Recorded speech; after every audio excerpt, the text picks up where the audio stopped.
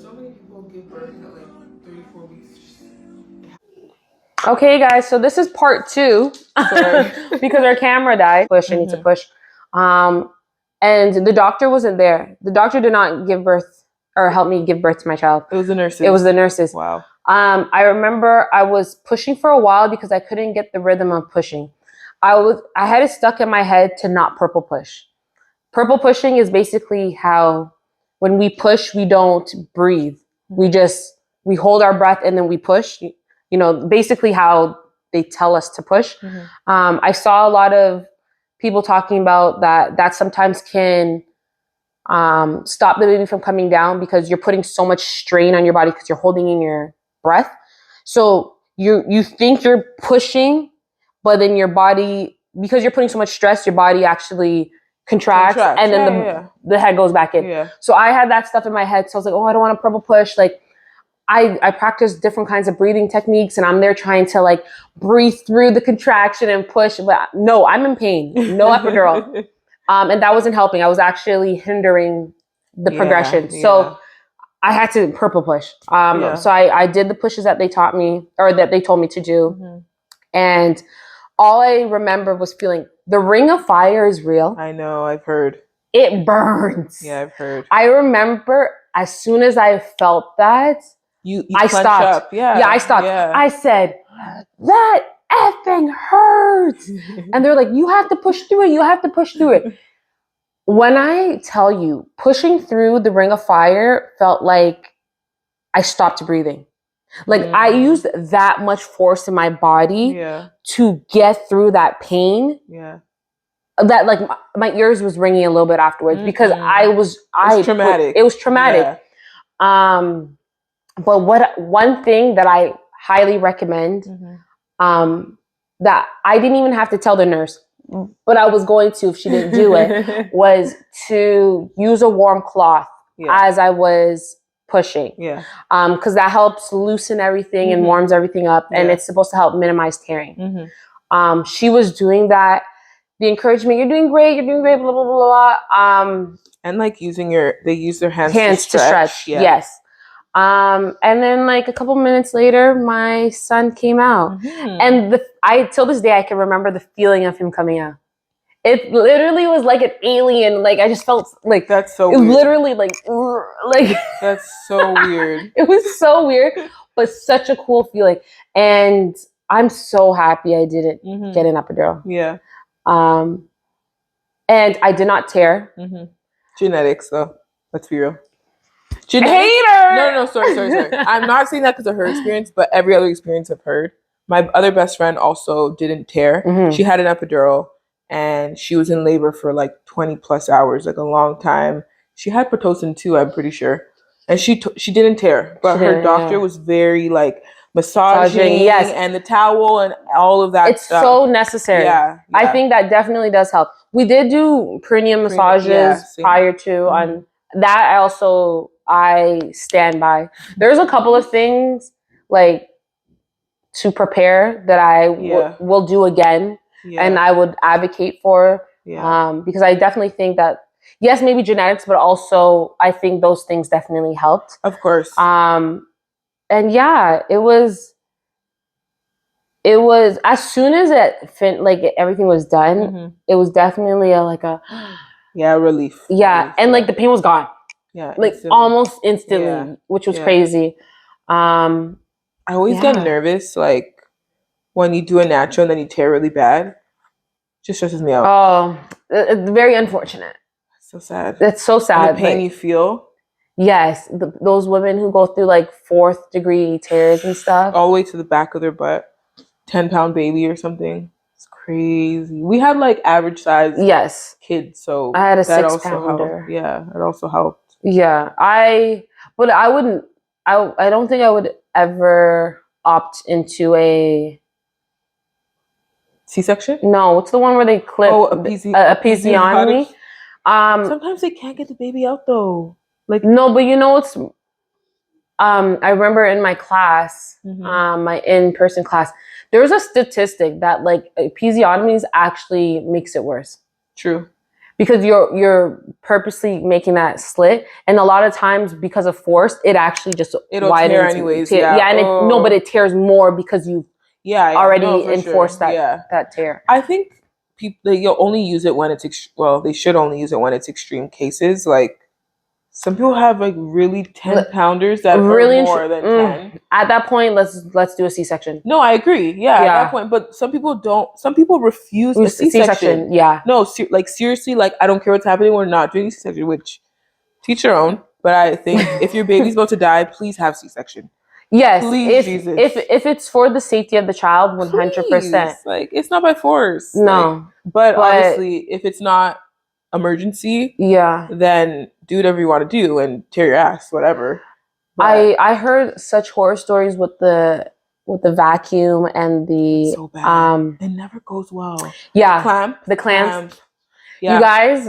Mm-hmm. Yeah, my mom has been a labor and delivery nurse for like 30 years or something like that. Yeah. And she said never use instruments.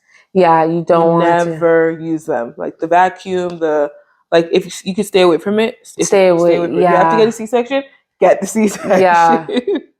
It's not worth it. Yeah, it's a lot. The stories, like the teacher that I had, the instructor, her son got hurt because of the vacuum, forehead. It's serious. Yeah. And she now does do a lot of like home births and stuff like that. So she did teach us a lot on labor. Yeah. Because that was like her expertise. And I wouldn't do I think that was like the only time I was like, oh, okay, maybe a C-section isn't that bad. Well, C-sections are actually really shitty. And the recovery is really shitty. So for people, like, I would say it's the worst way to welcome a baby into the world physically on your body. I would prefer a vaginal. Yeah, like the recovery in general, I mean, they literally cut you open. And what, seven layers of skin they're going through. Like, obviously you have to do it when you have to do it, but like, some people think it's the easier way out. No. It's not the easier way out. It's the harder way out. Yeah. And I think we also need to give our flowers to people who have to do it. You know? Yes.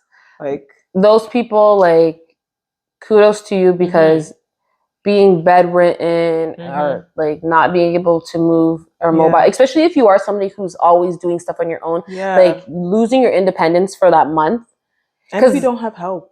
Yeah, it's sad and scary because even with us, so many people kept on telling me like, go rest. Yeah. I was on my feet almost immediately. Me too, yeah. Because I was just like, no, like, let me do this, let me do that. So just to imagine that, like, you're literally strapped to a bed, I think would be very sad and difficult. 100%, yeah. Yeah. It would definitely be tough.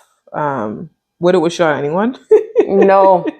But again, do what you have to do to get your baby into the world, like healthy. Yeah, healthy and safe. But just know, like, it's definitely really hard to have a C-section. And this is coming from people who haven't had C-section. Yeah, right. So imagine the people who've actually had it, right? Yeah.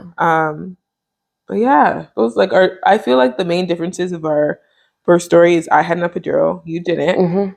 You got to labor at home.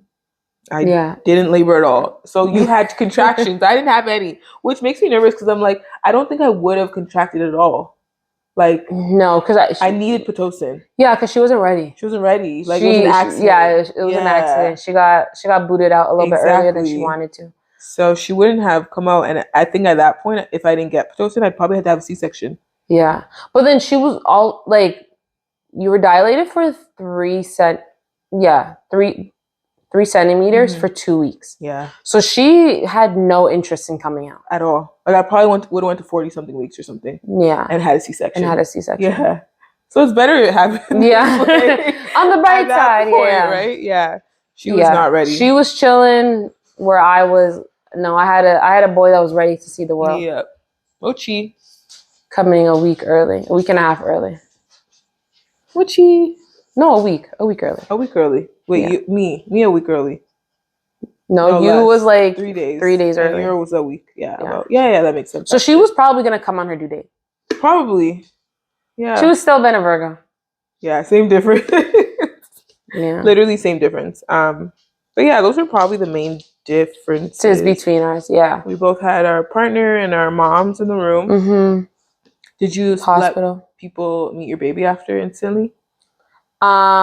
Same day was just my mother-in-law, my dad, and my sisters. Okay. And then the next day, my cousin, who I saw the day prior to, and Shanice and Sean. Okay, nice. Yeah. Nice. So only my gang. Yeah, no, of course. What about you?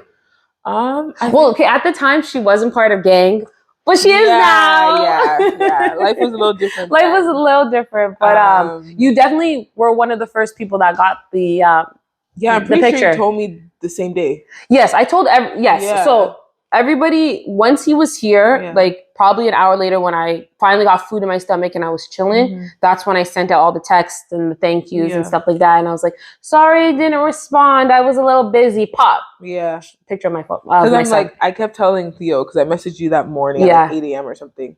Because I couldn't sleep. Like, I was always up like a million times during the night. And it's my husband's birthday, so obviously I didn't remember it's your wedding anniversary. So I messaged her and she didn't message me the whole day. And at that point we were talking all the time. Yes, we were like every single day. Yeah. We're both obviously at the end of our pregnancies. Yeah.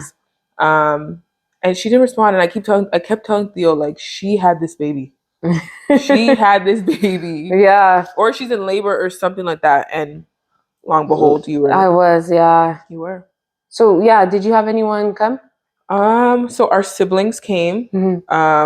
My sister was working that night, so so she saw. She was there, and then my brother came. Like maybe like honestly, it felt like 5 minutes after I gave birth. Everyone was there. Like my brother, my dad, and then Theo's parents came later on. His siblings came, and that was and my aunt who also works there. She was there. Yeah, she came. And Trisha. Oh my God, yeah, my best friend Trisha came.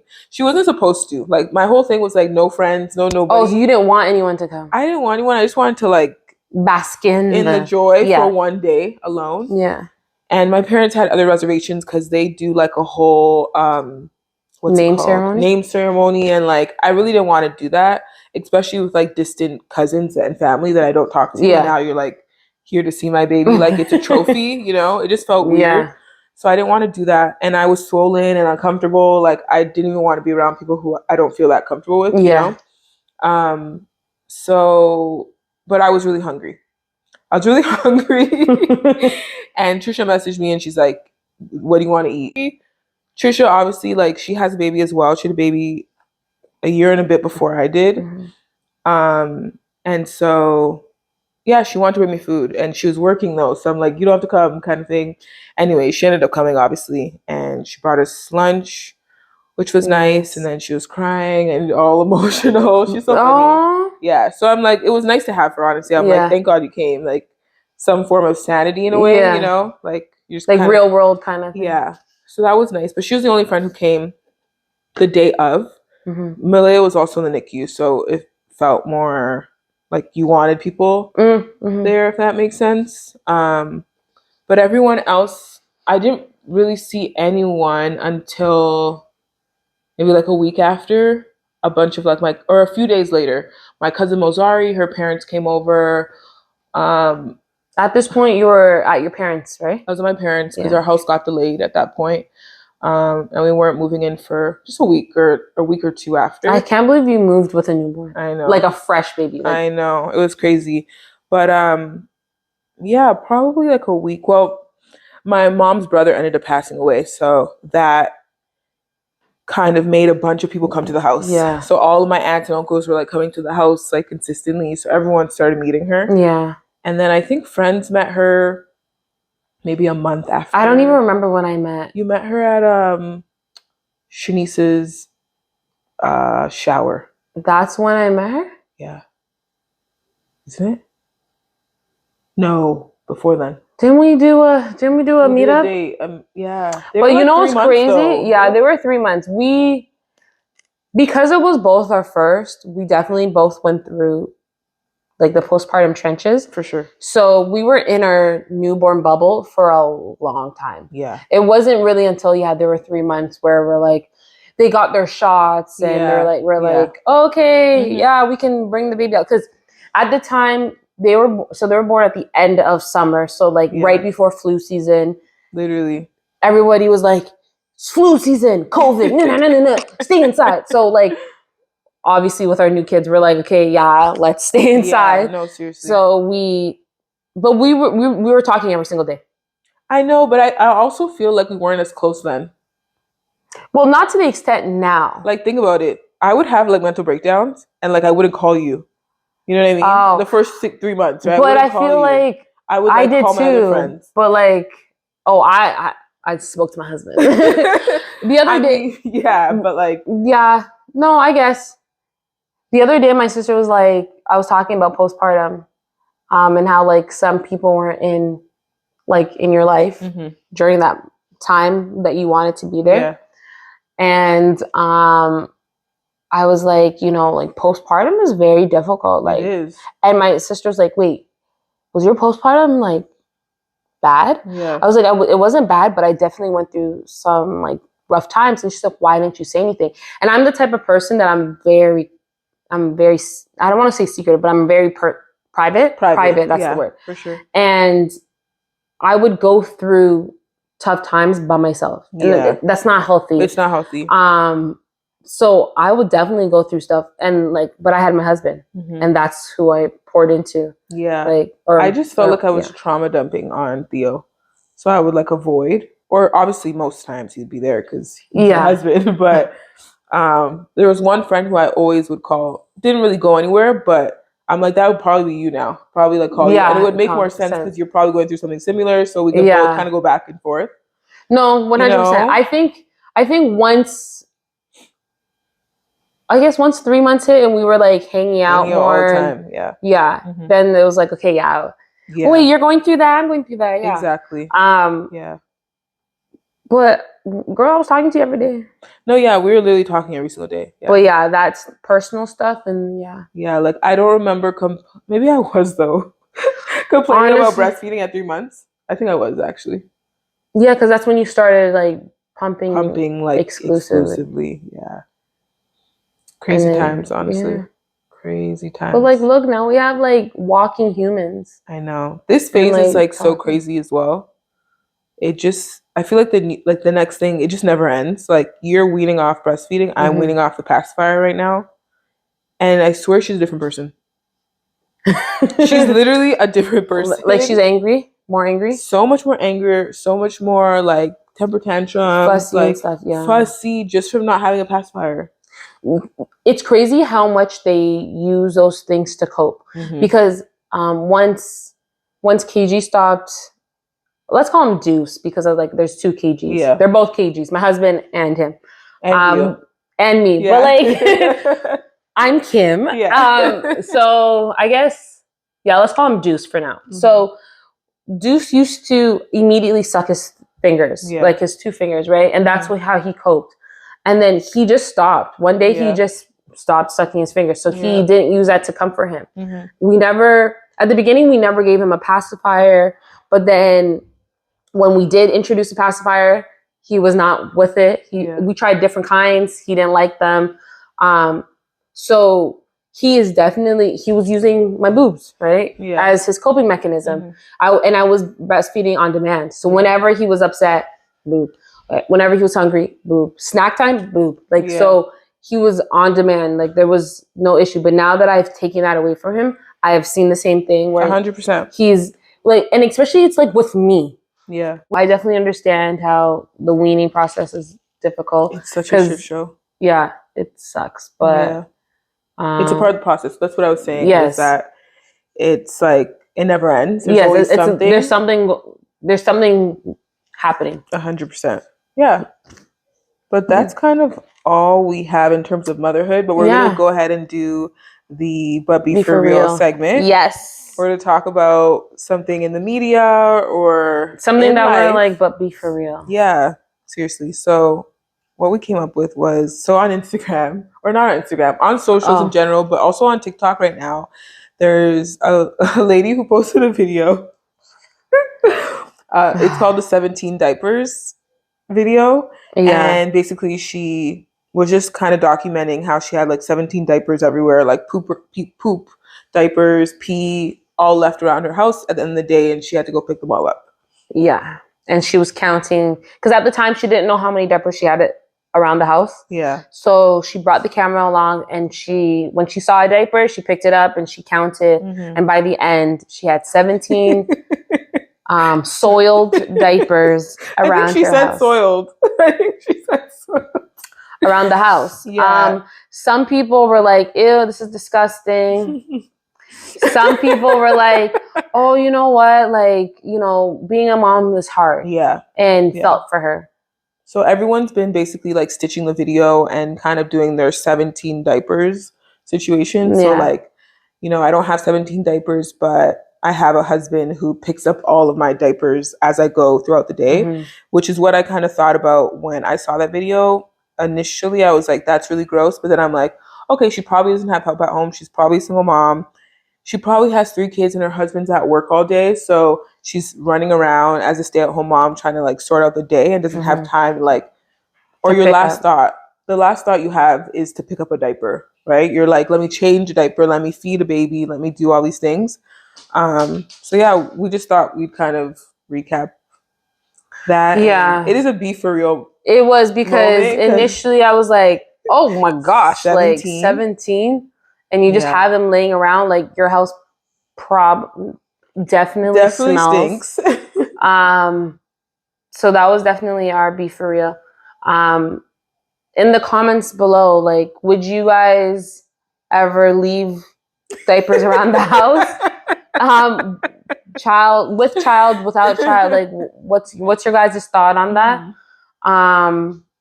We're not trying to mom shame. Yeah. But that was definitely a video where we were like, huh? Yeah, it sounds extreme, you know? Even when you think of changing your baby's diaper, like you don't even think there's 17 diapers. There's no way. You know? Yeah. Well, she has 3 kids, so I'm assuming like that 5 diapers a day, that could happen. That's very possible. Yeah. But my thing is just, girl, just throw those diapers away, girl. Just in your regular garbage, even if you don't have like a diaper pail or anything nearby. And yeah, which she did mention that she doesn't have a diaper pail. Yeah. But I'm like, be for real. Please be for real. Come on. just or at least have one plastic bag and just like throw them in the plastic bag. I'm curious though what she like responded to everybody.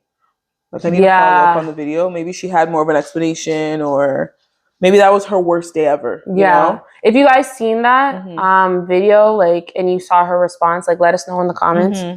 But yeah, that's definitely but be for real moment because 17 diapers around your house, pee and poo. I just couldn't even be in the smell, honestly. Like, listen, not for me. These little humans, like, obviously us big humans, our poos are not daisies and flowers and whatnot, right? And cupcakes. Yeah. But it immediately goes into the toilet. Yeah. But these little humans walking around with poo-poo in their diapers, I'm telling you, could smell that from a mile away. Yeah. So to have out of 17, she probably has at least like what, 5 that have poo in them. Girl, honestly, come on, scary hours. Honestly. Come on, but can never be me. Can never be me. I hope somebody sent her a diaper pail. She might have got a sponsorship. You never know. Yeah, hopefully. Brand just sent that because be for real. Be for real. But yeah, that is episode 4. Episode 3.5. Because we've been chatting up a storm. Literally, Kim got here at 1:30. Yeah, we've been chatting. And it's 5. It's a lot of chat. So we're going to wrap this video up. Mochi, say bye. Look, Mochi, look. Mochi's saying bye. Don't forget to like, comment, and subscribe. And we'll see you guys in the next one. Yeah. Bye.